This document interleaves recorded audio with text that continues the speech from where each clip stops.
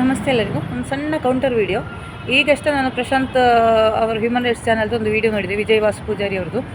So ಈ advocate ಬಗ್ಗೆ ನನಗೆ ಹೇಳಲೇಬೇಕು. ಆ್ಯಕ್ಚುಲಿ ಈ SITದು ನಿಮ್ಗೆ ಗೊತ್ತಿರ್ಬೋದು, 3000 ಪುಟಗಳ ವರದಿಯನ್ನು ವಾದ ಮಾಡಿ ಯಾರಿಗೂ ಸಾಧ್ಯ ಆಗದಿರುವಾಗ 1000 ಪುಟದ ವರದಿಯನ್ನು ಒಂದು ಸುದೀರ್ಘವಾದ ಮಾಡಿ ಆ ವರದಿಯನ್ನು ತೆಗೆದವರು ನಮ್ಮ ಹಿರಿಯ ಅಡ್ವೊಕೇಟ್ಗಳಾದ ನ್ಯಾಯವಾದಿಗಳು, ಹೈಕೋರ್ಟ್ ಅಡ್ವೊಕೇಟು, ಪಬ್ಲಿಕ್ ಪ್ರಾಸಿಕ್ಯೂಟರ್ ಅವರು ದೊರೆ ಸರ್. ಆಯಿತಾ, ಅವರ ಬಗ್ಗೆ ಏನು ಹೇಳಿದ್ರು, ಇನ್ನೊಬ್ಬರು ಕೆಲವರೆಲ್ಲ ಬೇರೆ ಹೇಳಿದ್ರು ನಾನು ಅಷ್ಟು ತಗೊಂಡಿರಲಿಲ್ಲ. ಯಾಕಂದರೆ ಒಂದು ವ್ಯಕ್ತಿಯ ಬಗ್ಗೆ ನಾನು ಹೇಳುವಾಗ ನನಗೆ ಯಾರಾದರೂ ಹೇಳಿದರೆ ನನಗೆ ವೈಯಕ್ತಿಕವಾಗಿ ಆ ವ್ಯಕ್ತಿಯಿಂದ ಮಾತಾಡಿ ತಿಳ್ಕೊಂಡ ಮೇಲೇ ನಾನು ಅವರ ಬಗ್ಗೆ ಹೇಳೋದು. ಸೊ ಇತ್ತೀಚೆಗಷ್ಟೇ ನಾನು ಈ ಹಿರಿಯ ನ್ಯಾಯವಾದಿಗಳು, ಹೈಕೋರ್ಟ್ ಅಡ್ವೊಕೇಟು ಇವರನ್ನು ಭೇಟಿಯಾದೆ.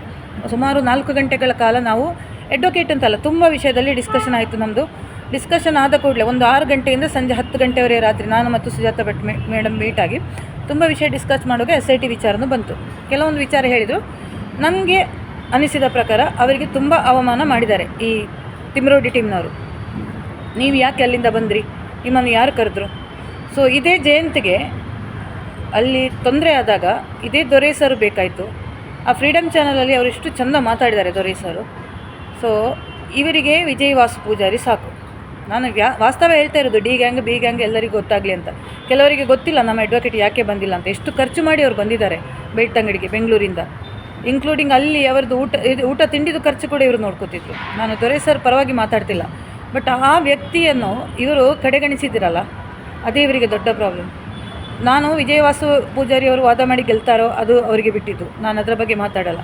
ಬಟ್ ಪ್ರಶಾಂತ್ ಅವರೇ ನಿಮಗೆ ಹೇಳ್ತಿದ್ದೀನಿ, ನಿಮ್ಮ ಹ್ಯೂಮನ್ ರೈಟ್ಸ್ ಚಾನಲಲ್ಲಿ ಲಾಸ್ಟ್ ಟೈಮ್ ನೀವು ವಿಜಯ್ ವಾಸು ಪೂಜಾರಿ ಅವರಿಗೆ ಒಂದು ಇಂಟರ್ವ್ಯೂ ಮಾಡುವಾಗ ನಮ್ಮ ದೊರೆ ಸರನ್ನು ಸ್ವಲ್ಪ ಇನ್ಸಲ್ಟೆಡ್ ಆಗಿ ಮಾತಾಡಿದಿರಿ ಅಲ್ವಾ? ನೀವು ಒಮ್ಮೆ ಪೇಪರ್ ತಗೊಂಡ್ರಿ, ವಾಪಸ್ ತಗೊಂಡ್ರಿ ಅಂತ, ಅದು ನಮಗೆ ಗೊತ್ತಾಗಿದೆ ಅಣಕಿಸಿದ್ದು. ಬೇಡ, ನೀವು ನಿಮ್ಮ ವಿಜಯ್ ವಾಸು ಪೂಜಾರಿಗೆ ಜೈ ಅನ್ನಿ, ಪರವಾಗಿಲ್ಲ. ಬಟ್ ಹಿರಿಯ ಅಡ್ವೊಕೇಟನ್ನು ಇನ್ಸಲ್ಟ್ ಮಾಡೋ ಇದು ನಿಮಗೆ ಬೇಡ ಪ್ರಶಾಂತ್ ಅವರೇ. ನೀವು ಕಾಂಟ್ಯಾಕ್ಟಲ್ಲಿದ್ದರೆ ನಿಮಗೆ ಫೋನ್ ಮಾಡಿ ಹೇಳ್ತಿದ್ದೆ, ತುಂಬ ತಪ್ಪದು, ಆಯಿತಾ? ಸೊ ನಂಗೆ ಗೊತ್ತು ನಿಮ್ಮ ಡೈವರ್ಸಿದು ಅಡ್ವೊಕೇಟ್ ವಿಜಯ್ ವಾಸು ಪೂಜಾರಿ ಅಂತ, ಅದಕ್ಕೋಸ್ಕರ ನೀವು ಸಪೋರ್ಟ್ ಮಾಡ್ತಿದ್ದೀರಿ ನಿಮ್ಮ ಜಾತಿಯವನು, ನಿಮ್ಮ ಕಮ್ಯುನಿಟಿಯವನಂತ. ಬಟ್ ವಿಜಯ್ ವಾಸು ಪೂಜಾರಿ ನಾನು ಒಂದು ಪರ್ಸ್ನಲ್ ಚಾಟ್ ಮಾಡಿದ್ದೆ, ಯಾಕಂದರೆ ನಿಮ್ಮ ವಿಷಯ ಕೇಳೋಕ್ಕೆ, ಆಯಿತಾ? I am not interested in your personal matters ಅಂದರು. ನಾನು ಪರ್ಸ್ನಲ್ ಮ್ಯಾಟರ್ಸ್ ಕೇಳಿದಲ್ಲ. ಆ್ಯಕ್ಚುಲಿ ನಾನು ಇಂಟ್ರೊಡ್ಯೂಸ್ ಮಾಡುವಾಗ ನಿಮ್ಮ ಬಗ್ಗೆ ಕೇಳುವಾಗ I am also part of the protest ಅಂತ ಹೇಳಿ ಇಂಟ್ರೊಡ್ಯೂಸ್ ಮಾಡಿದ್ದೆ ವಿಜಯ್ ವಾಸು ಪೂಜಾರಿ ಅವರಿಗೆ.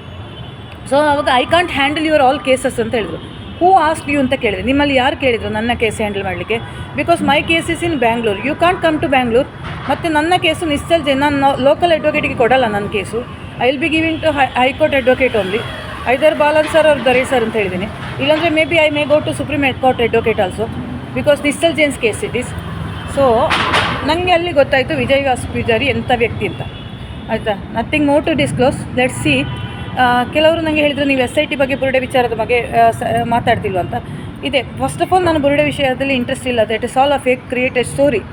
ಮತ್ತು ಇನ್ನೊಂದು SIT ತನಿಖೆ ಬಗ್ಗೆ ನನಗೆ ಅಸಮಾಧಾನ ಇದೆ. Day 2 ಅಲ್ಲೇ ನಾನು ಹೇಳಿದ್ದೀನಿ, ಚಿನ್ನಯ್ಯ ಅದು ಕರೆಕ್ಟ್ ಆಗಿಲ್ಲ, ಅದು ಇದು ಧರ್ಮಸ್ಥಳದ ವೀರೇಂದ್ರ ಹೆಗ್ಡೆ ಅವರಿಗೆ ಕ್ಲೀನ್ ಚಿಟ್ ಕೊಡೋಕ್ಕೆ ಬಂದಿರೋ ಸಂಸ್ಥೆ ಅಂತ. ಸೊ ಇದರ ಬಗ್ಗೆ ಮತ್ತಷ್ಟು ಮಾಹಿತಿ ಕೊಡ್ತೀನಿ. ಇದಿಷ್ಟೇ ನನಗೆ ಈಗ ಅಪ್ಲೋಡ್ ಮಾಡಲಿಕ್ಕಿರೋದು.